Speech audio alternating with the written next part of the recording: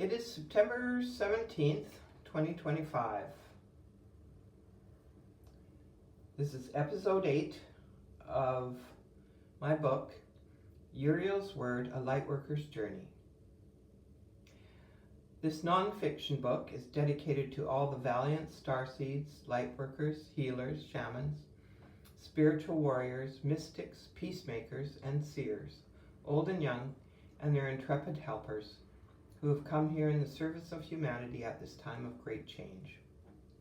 All persons, with few exceptions, names have been changed. From the foreword, from A Year with Hafiz by Daniel Ladinsky, page 148. Enduring the absurd. Such a dignity can come to us, enduring the absurd, with forbearance and humor.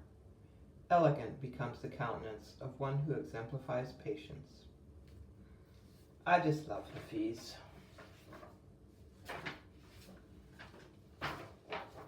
This is chapter 18, One of the Mothers. A psychic once said to me, "You're one of the mothers, and also the child." I've mused on that statement. A lot of things come to mind about what that may mean. I got a nudge about where to start yesterday in 2024 when I ran into a woman who I was friends with decades ago. She had given me a small native sand painting she'd brought back from a trip to New Mexico entitled Mother Earth.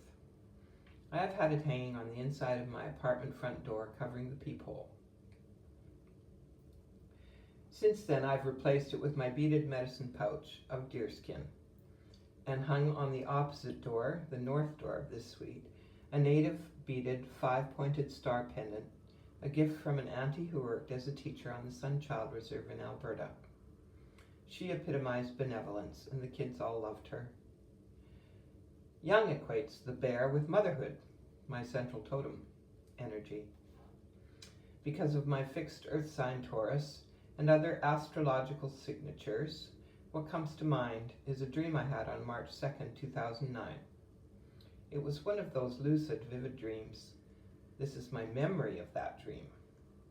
The setting was the backyard lawn of a house, small, plain, fenced, and private. It was a very unpretentious, modest, and clean place. In ambience, very Virgo, a mutable earth sign.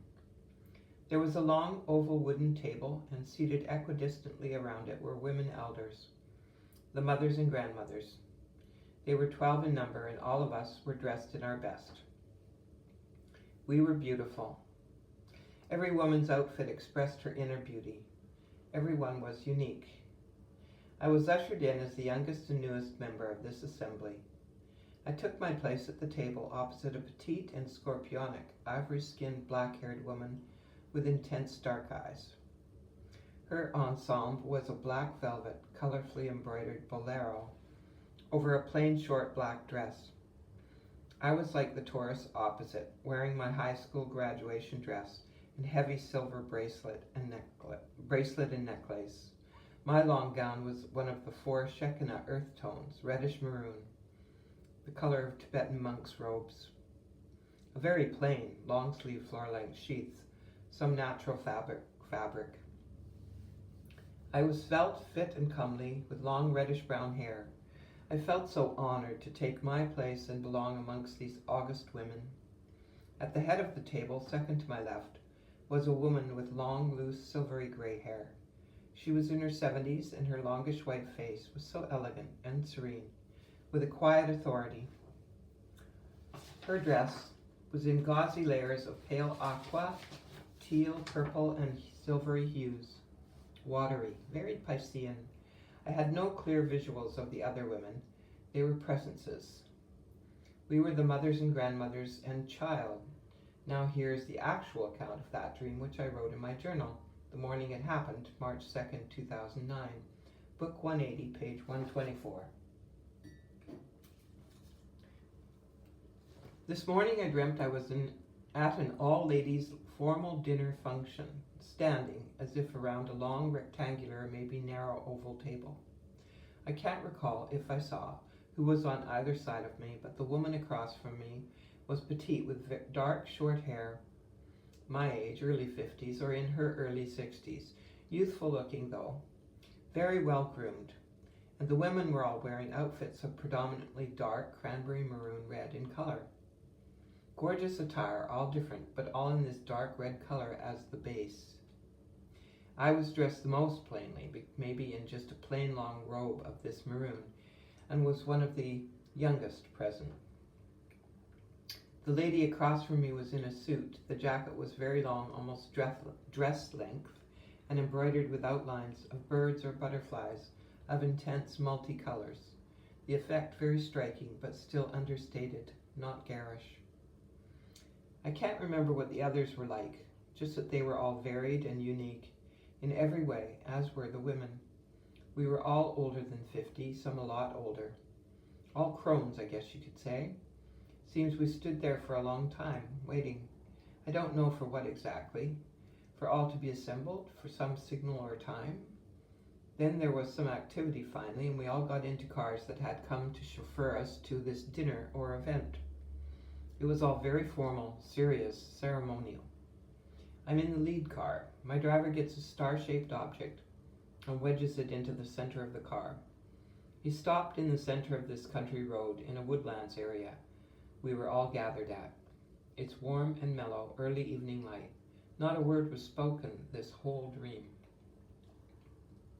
So what a discrepancy between my memory of the dream and the dream that I recorded as just after it happened. So, as I have observed to someone else, that memory is a trickster. Other signatures are being born the day before Mother's Day, and some years it's right on Mother's Day. Having planets conjunct fixed stars in Ursa Major and Ursa Minor, and my dreams and other encounters with bears, which are that motherhood energy. And as a woman this lifetime, I was determined to have a child. I succeeded after lots of difficulties in pregnancies. Saint Sylvia is the patron saint of pregnancy and childbirth. Get that. Her feast day is November 3rd, which is my child's birthday.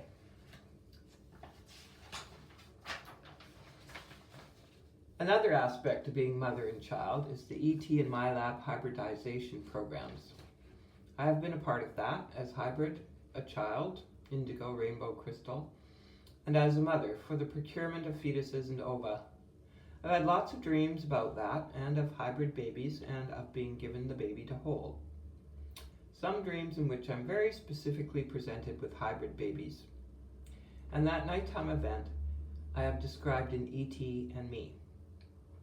If it is true that we agreed to this involvement with our own free will, I wonder why we don't remember that agreement. I sure don't. During those decades, there was no internet or Geraldine Orozco talking about her experiences in these hybridization programs.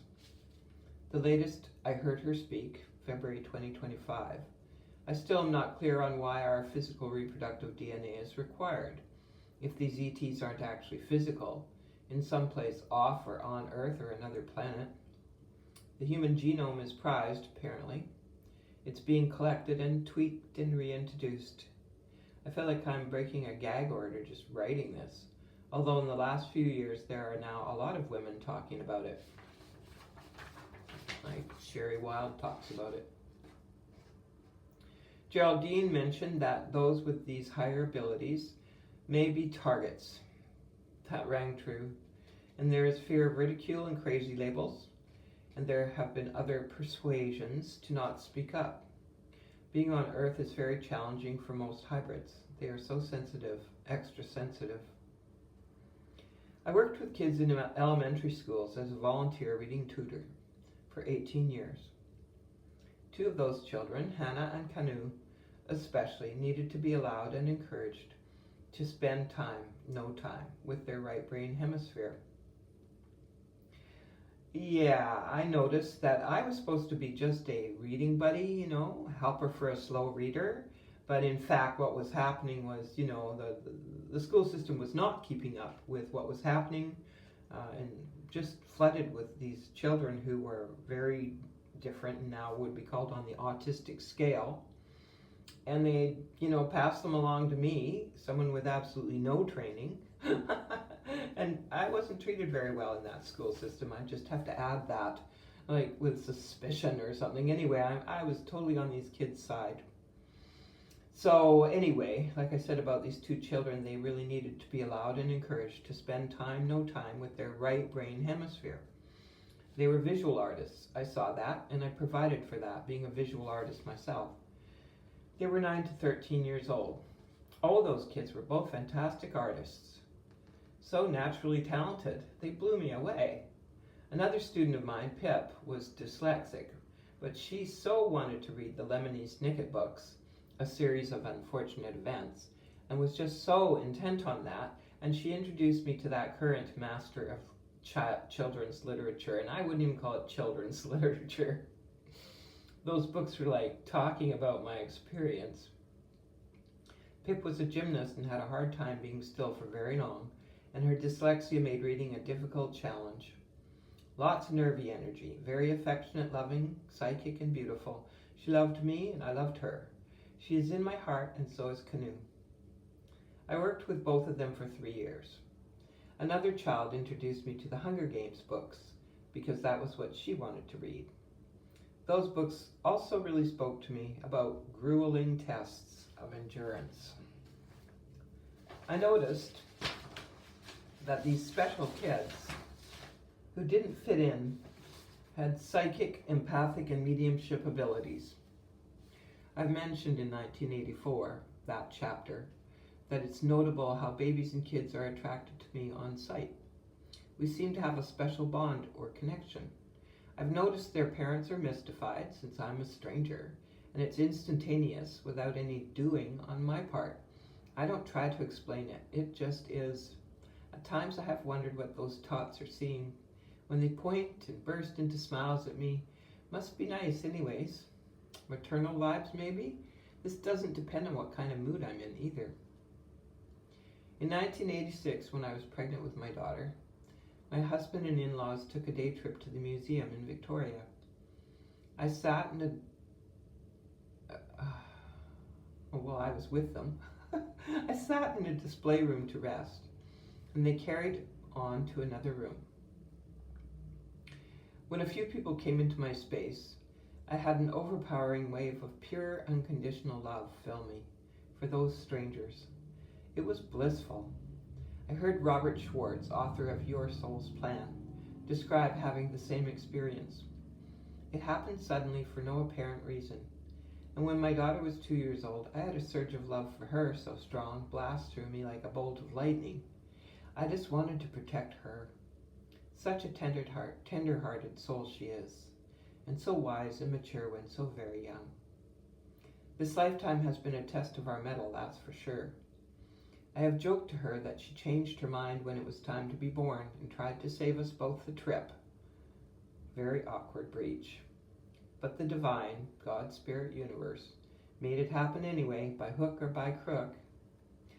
That's a play on the specialist's name who just happened to be there in the hospital that evening. It was destined to be. I have a few past life memories of us together, so I think we are like a team. With Shayla Sananda in an interview, March 2022, ATP Media, talks about activating our DNA potentials, and the Pleiadian Earth Mothers, the 4 founders of the human race. I talk about Alcyone, the mother hen of the Pleiades 7-star constellation, in the Blue Deer chapter at more length.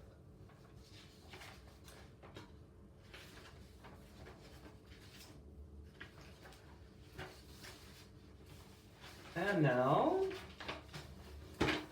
chapter 19. The Orb and the Little Green Guy. October 28th, 2008. Book 176, page 41 to 44. I was living in a second-floor condo apartment near the hospital in Nanaimo. My bedroom fronted the street and got ambient light at night. One night I woke up from sleep, laying on my side, facing my dresser and room's interior. I was transfixed by what I saw, about a not even a foot in front of my face, at eye level. A silently hovering, stationary, rapidly spinning orb. It was about 6 inches in diameter and of a brassy, dull, patinaed, metallic appearance. It looked ancient. It was many-layered in graduating shells like an onion's layers, and each layer had cut-out openings of various shapes and patterns. Each layer was spinning uniquely. Overall, it looked very complex, sophisticated, and old. The interior patterns it made were fascinating. In flashes, I could see through it to the side of my oak dresser in the background. Some kind of device, not of this earth. I lay unmoving, just watching it. After about a minute, this orb dematerialized in a kind of shimmering, and in a second it was gone. Then my gaze dropped downwards and I saw a non-human being at the edge of my bed, very close to me. It looked corporeal, like the orb, solid. I saw only the top part of his head. His eyes looked right at mine. Assuming he was standing, he was just over 2 feet tall, and he was a uniform pale yellow-green color. Even his large, open, rather round, humanoid-shaped eyes and eyelids were this same uniform, smooth texture and color, like the way marble statues' eyes are of the same color and smoothness as the rest of the face. I would guess insectoid, but no antennae. A smooth, rather flat, curved crown of the head. He didn't stay long. After a few seconds of eye contact, I started to feel anxious about this strangeness so close up. At once he dematerialized, just like the orb had disappeared. I felt like he didn't want me to be afraid. I'd not moved a muscle other than my eyes the whole encounter. I went right back to sleep. When I woke up in the morning, I remembered every detail of this experience. But my actual daily written journal account, when I found it, does not mention the green guy. The quoted excerpt is in the chapter Me and E.T. Very curious. I don't remember just when the entire memory of this event. Surface. I'd been ill for some time, and after this I felt a bit better, and I knew that he meant me no harm. That orb device, was it taking readings, making adjustments, recalibrating my energy, healing, doing what exactly? Where was that being from? Why did he visit me? From another dimension? Holographs? I was awake and alert this whole conscious event of 2 to 3 minutes. What was its intent and purpose? I've not had a similar experience before or since. This is 2024 to date, though I've had plenty of other dimensional experiences. That day I related this whole experience to my elderly friend Joy, who lived in the same condo. July 9th, 2008, Book 172, pages 43 to 44. There is something unusual both Joy and I had happen within a day or two of each other. I woke that day, July 8th, 2008, with a strange mark on my upper right arm, like a staple gun of 2 red dots in my skin. A shot of some kind, it looked like. Yeah, it looked like an inoculation. That day or the next, I went down to see Joy after her afternoon nap, and she rubbed her bare upper right arm and said it was sore. I saw it was bruised with the same 2 red dot shot visible that I had. I didn't mention mine. I had on long sleeves at the time that I visited her, because I thought it might alarm her. It sure made me wonder. For the next 17 years till present day, 2025, those 1/2 inch apart red dots marks have shown up all over my torso and thighs. Another mystery of who, what, why. This mystery inoculation happened in this order. May 26, 2008, dream visitation of a green alien in my bedroom. July 8th, 2008, mysterious 2 red dots shot in the right arm. October 28th, 2008, the orb in the green guy in my bedroom. It is noteworthy that from May to end of October 2008, we were being subjected to unbelievably loud, torturous noise, dust, and workmen invasion, literally, by a NAPAT crew doing a rehab job on the condo we lived in. It was extreme. I am aware that little green men are a cliche, and no one wants to avoid the crazy house. Oh, and no one who wants to avoid the crazy house would admit to that. I mean, really. It is now 2024, and I have yet to find a reference to such a being other than in jest. Surely there are others. If so, I'd like to know. And as a footnote, in 1997-98, my daughter and I used to make miniature objects out of Fimo, a kind of colored clay, and she made a few delightful items for my altar, which was all miniature animal figurines in all natural materials. And she made for me a little green insectoid alien, which resembles this one that showed up 10 years later, in 2008, except her figurine had delicate antennae. Note, it is now February 2025, and I have found video interview references to green aliens. Too bad I didn't write down who or where I found those. They will have been on a YouTube. Anyway, that concludes episode 8, and I'll continue this at another time with episode 9. Signing off.